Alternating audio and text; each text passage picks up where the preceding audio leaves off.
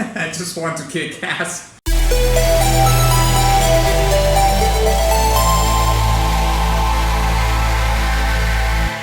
Greetings Wanderer, this is Atlas here and welcome to the Void. Today I'm going to be reacting and breaking down a song called Lorekeeper Zinnia Battle from the Pokemon Omega Ruby Alpha Sapphire. That is a mouthful indeed. This is a very special request because it comes from one of my Patreon supporters, part of my superstar mod team, Cuddy Mink. However, this is beyond special because I recently opened a new sort of way to make your request happen. And in this case, this is more of a personal request. This is going to be on my Ko-fi profile store. So for the cost of $30, you will be able to get your request reacted and broken down, guaranteed. Now, I am making this extremely limited, okay? I'm just opening 4 spots a month, okay? Just 4 spots. And right now, I have 3 left for this particular month, for April, okay? So in case you want to make your request happen ASAP, you can go to my Ko-fi store and make that happen for $30. Now, Cuddy left me a message here, which is, unlike my last request, you get no context this time, other than that this is the theme that plays when battling an important character. I hope you enjoy this track and maybe find something a little different. Well, thank you very much, Cuddy, and just to make a brief reference here, I would like to mention that the previous request that I did from him was actually JoJo's Bizarre Adventure, a cool song, a song called Awaken, the Pillar Man theme. And in case you want to check that out, I'm going to leave it right here in this card. Okay? So, Pokémon, certainly a titan, a juggernaut of a franchise, right? But believe you me, I never saw it. I never got into the hype, even though I lived through. I mean, I was a kid, and a lot of people around me, a lot of friends and kids around me, were very much into Pokemon, but somehow I never got into it for some reason. My jam was always, Dragon Ball Z and Saint Seiya, but I never got into Pokemon. However, this might be a great opportunity to, get to know this franchise better. So I never heard this track, of course, and I think I've never played any Pokemon game ever in my life. So, without further ado, onward! Okay, let's see here. Lorekeeper Zinnia Battle from Pokemon Omega Ruby Alpha Sapphire. Boom.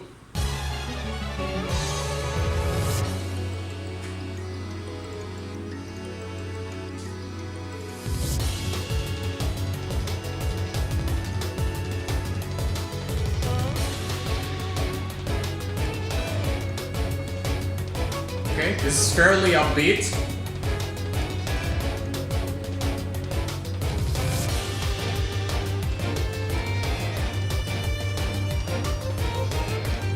I have a lot of accents so far.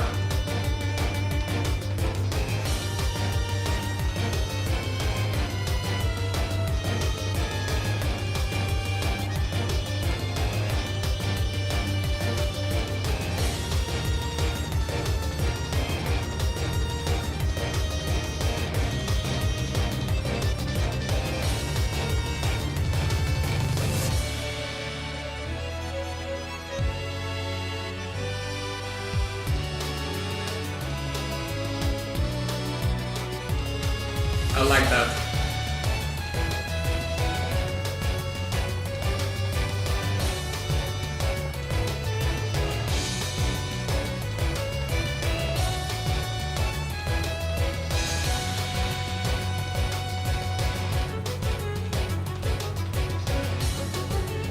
It's interesting how the instruments are panned. Like the accents are on the right, and the leitmotifs and the melodies are on the left on the strings.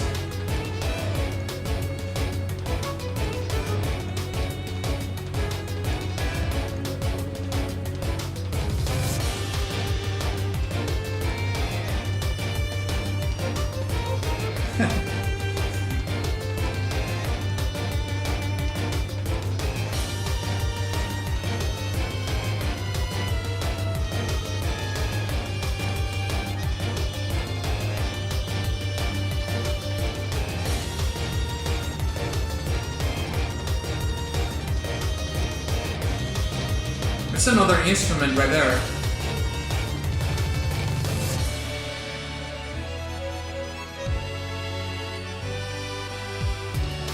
What is this? This is an accordion?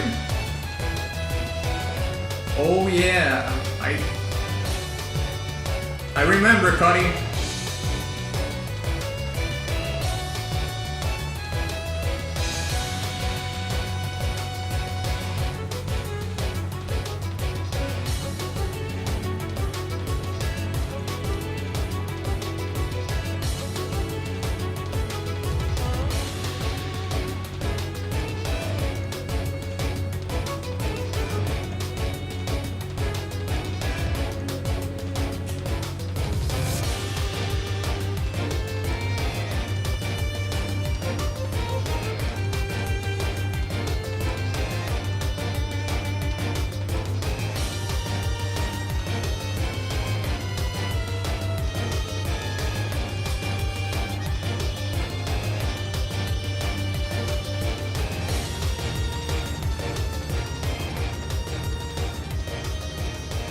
I just want to kick ass.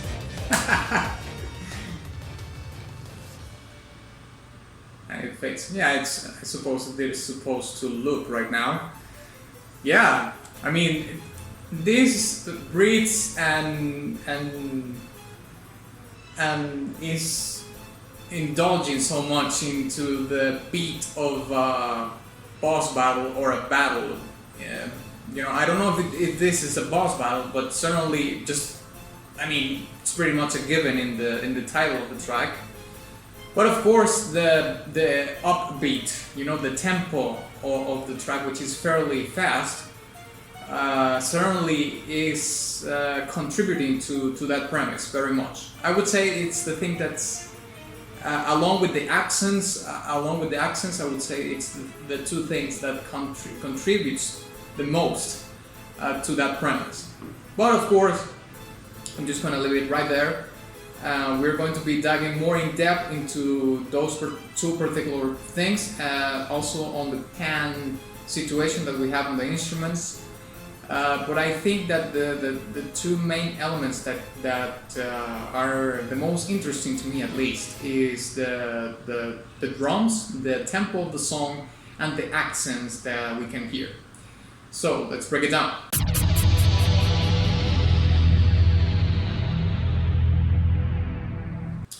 Okay, so I would like to start the breakdown of the song by mentioning more things in general terms, you know, and then we can maybe dive into more specific things. So the first thing that I would like to mention is that the song sounds very lush, and the song sounds very lush not necessarily by the amount of intricate arrangements and so on and so forth, you know.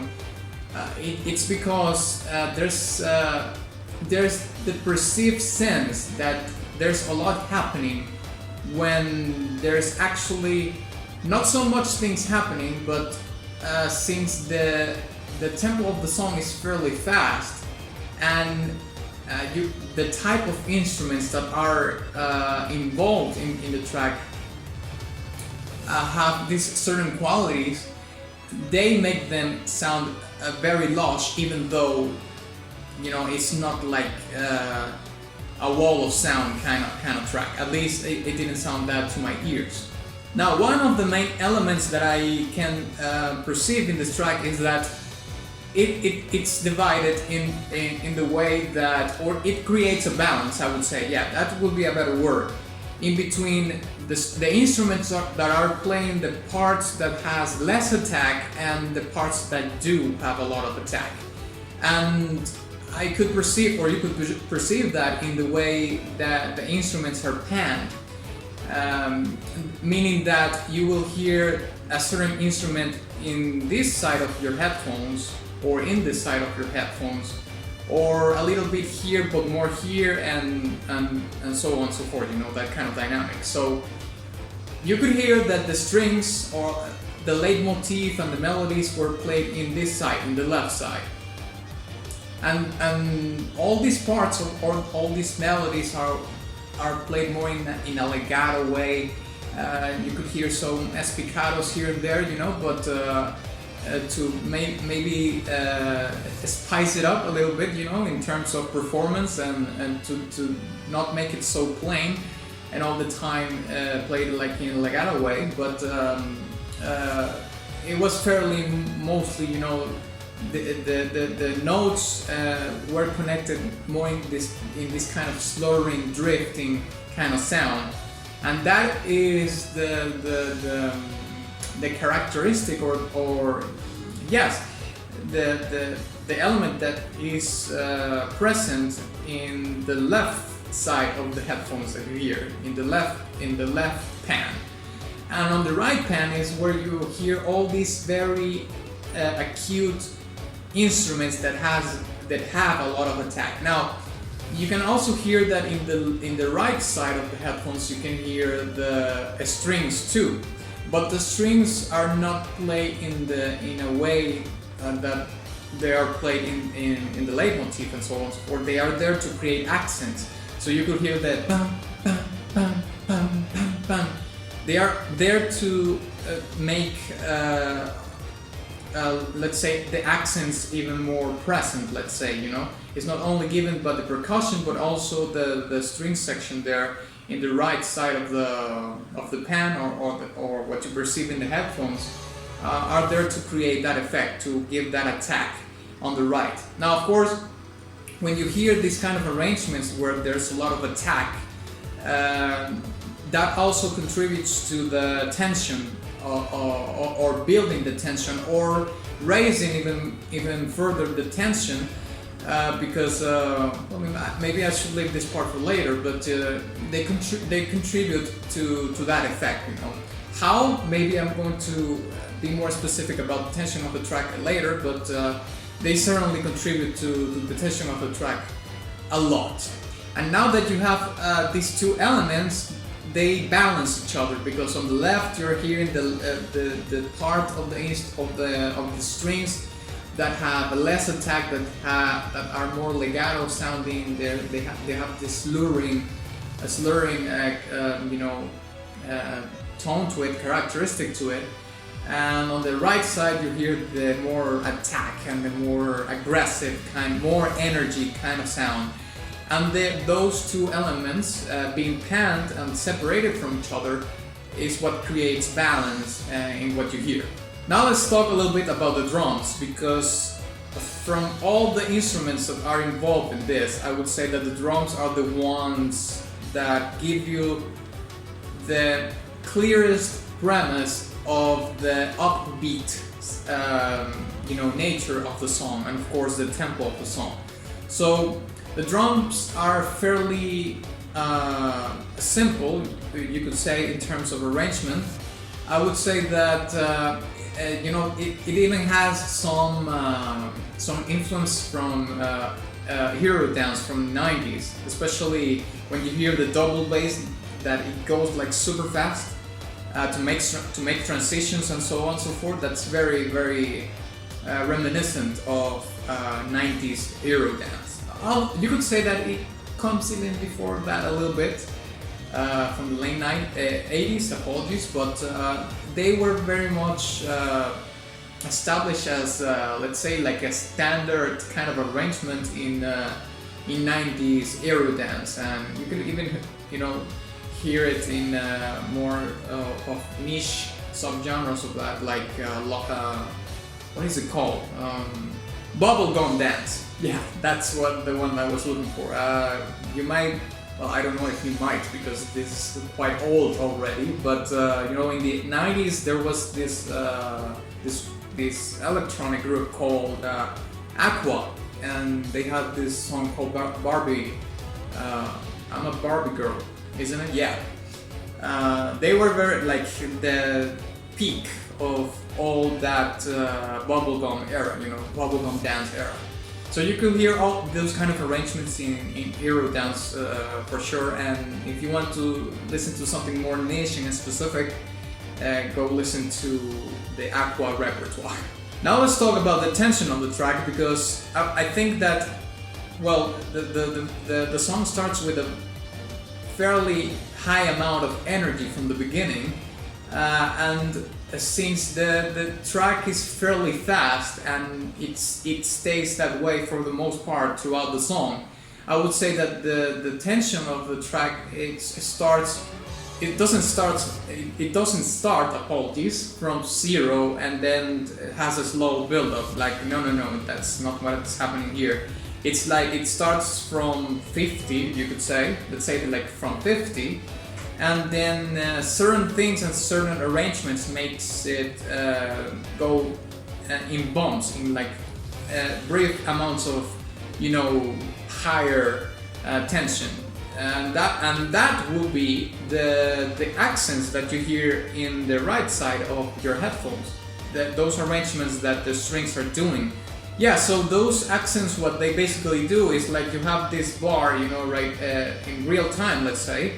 You see the bar in the 50 level, let's say, because of the tempo of the song and the drums and so on and so forth. But when you hear the accents and made it in the strings in the right, that starts to jump. You know, those let's say that metric starts to jump. So you have these peaks of tension. But they are not built with a slow build-up or anything. It's like spikes, okay, in real time. So that premise, I mean, that kind of arrangement, intertwined or added to the fairly fast tempo of the song, makes this butt-clenching sensation. You know, that you're always have to be so much in tune with with what you're doing in the game, because of course this is a video game track. So it's not so much about being in tune with the song, but being in tune or in congruence with what you're playing, with who you're fighting in the game. So it's always important to remember that music in video games is it's not like the main course, of course. It's like a support element to add to the story and the gameplay and the whole premise of the game. Sometimes the songs stand very much for themselves, but at the same time, it's not like that's what their purpose is. Their purpose is to support or be congruent to what's happening in the story and the section of gameplay that you're in. However, interestingly enough, near the 1 minute mark, we have a little bit of space there, you know, to relax your butt cheeks a little bit, you know. But that doesn't last very much. That brief period of space that the song has, and I think that it's a convenient arrangement or section of the song. So you don't get desensitized from the tension, because if you hear the same thing too much, you're gonna get very desensitized from it, especially if you're in a battle or something that lasts a long time. You don't want the listener to become immune to the tension that you already built from the beginning. So you give the space, and you give this sense of you give the listener this sense of relief, and the tension lowers and the energy of the track lowers, you know, and that amount is enough because like I said before, it's like a fairly fast pace kind of thing. As a final comment, I would say that there's other instruments that are involved in this particular composition, which is I believe it seems to be like an accordion. It sounds like it's a synthesizer patch. I'm almost sure that it is. I think that there's a guitar also, but I think the guitar, it's an acoustic guitar. It's also a synthesizer patch, And also I think that there's a xylophone in there. Not really sure if it is in fact a xylophone, but there's this very sparkly instrument. Almost like a plucked instrument, or I think it's a xylophone, I'm not sure, but whatever it may be that is similar might be to the xylophone, it gives a little bit more of this tiny sparkly attack nature to the song, but in this time is like you can hear it fully across the whole experience. You're gonna hear it in the left and on the right.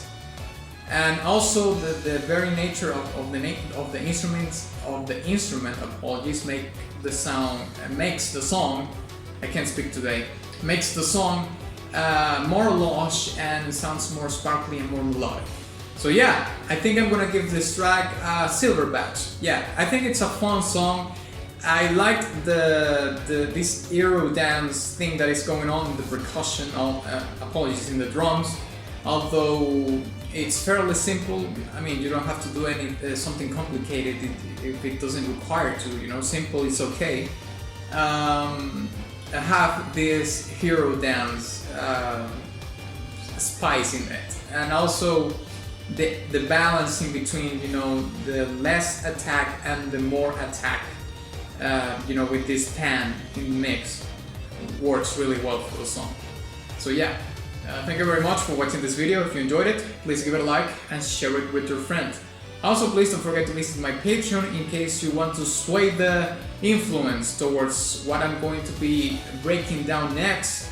You can also visit my Ko-fi profile in case you want to make a one-time contribution, or you want to one of those 3 spots left for your personal request, your personal guarantee request. And of course, my Teespring shop where you can get merch and all that jazz. And of course, ex nihilo nihil fit.